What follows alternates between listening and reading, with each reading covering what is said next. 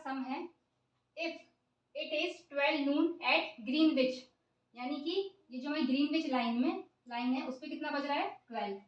तो हमें कैलकुलेट क्या करना है, लोकल टाइम कहाँ पे, कौन से लॉन्गिट्यूड्स पे, 30 डिग्री वेस्ट पे और 65 डिग्री ईस्ट पे।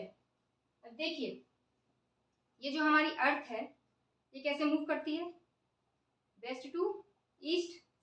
इसका मतलब क्या हुआ कि यहाँ पे अगर हम ये देखें, अगर हम इसको 0 डिग्री लॉन्गिट्यूड ले लें, तो लॉन्गिट्यूड अगर ये 0 डिग्री है तो इससे पहले वाला जो इधर वाला है, ये वाला एरिया जैसे घूम रही है, तो जो भी अभी टाइम है यहाँ पे, ये वाला इधर वाले जब ये जो टाइम है वो टाइम यहाँ कब बजेगा, जब ये इधर घूमेगी।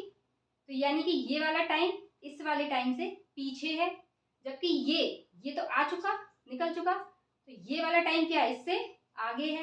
तो जब भी हम इधर का टाइम निकालेंगे तो हम क्या करेंगे, इसमें इसके लिए जो हमारा लॉन्गिट्यूडनल 0 डिग्री वाला जो टाइम है यानी ग्रीनविच टाइम है, उसमें हम क्या करेंगे, इस वाले टाइम को ऐड करेंगे, जबकि इधर वाले टाइम को हम क्या करेंगे, माइनस करेंगे। ठीक, देखिए जैसे ये 12 नून है, तो यहाँ अगर हमें ईस्ट में निकालना है तो हमें क्या करना होगा, उस टाइम को प्लस करना होगा, और यहाँ निकालना है तो यानी हम उसको क्या करेंगे, माइनस कर देंगे उस टाइम को। ठीक, अब देखिए इधर 30 डिग्री वेस्ट, हमें पता है कि 1 आवर में 1 आवर जो होता है वो किसके इक्वल होता है, 15 डिग्री। ठीक, तो हमें 15 डिग्री को क्या करना है, 30 डिग्री बनाना है। तो हम क्या कर सकते हैं, अगर हम इसमें 15 में 2 का मल्टीप्लाई कर दें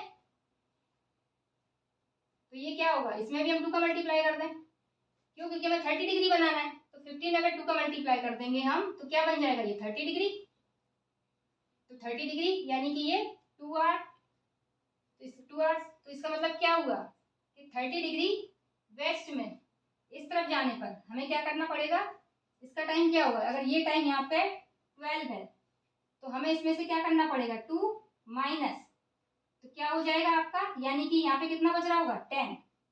ठीक है, वहीं इस तरफ यहाँ पे क्या होगा, इधर पे ये है 65 डिग्री ईस्ट, ये अब 65 डिग्री ईस्ट। अब हमें 2 फॉर्मूले पता है, एक तो ये जानते हैं कि 1 आवर इज इक्वल टू कितना होता है, 15 डिग्री, यानी कि जो भाई अर्थ है वो 1 घंटे में 15 डिग्री मूव कर जाती है ना।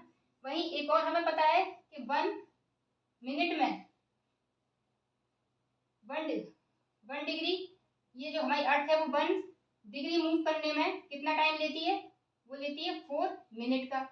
ये 2 फॉर्मूले हमें पता है इस दोनों। तो देखिए इसको 65 डिग्री को अगर हम इसको ऐसे लिखें, 1 डिग्री मूव करने में कितना ले रही है, 4 मिनट। ठीक, तो 65 डिग्री मूव करने में कितना लेगी, 4 into 65 degree minute, 4 into 65 minute. ठीक है, अब इसका जब मल्टीप्लाई करेंगे तो 4 5 जा 20, 4 6 जा 24 और 2 26 मिनट्स। अब 26 मिनट, अब इसको अगर हम आवर्स में कन्वर्ट करें तो हमें क्या करना होगा, तो हमें 60 से डिवाइड करना होगा। जब हम 60 से इसमें डिवाइड करेंगे तो ये क्या बन जाएगा, तो क्या आंसर आएगा, 6 4 जा 24 और तो 4 आवर्स एंड 20 मिनट्स, यही हुआ। तो यानी अब हमें अगर इसका निकालना है इस तरफ ईस्ट का, तो हमें क्या करना पड़ेगा, जो 12 आवर्स है उसमें हमें ऐड करना पड़ेगा कितना, 4 hours and 20 minutes. 4 our and 20 minutes को हम इसमें ऐड कर दें, 12 प्लस 4 आवर एंड 4 20।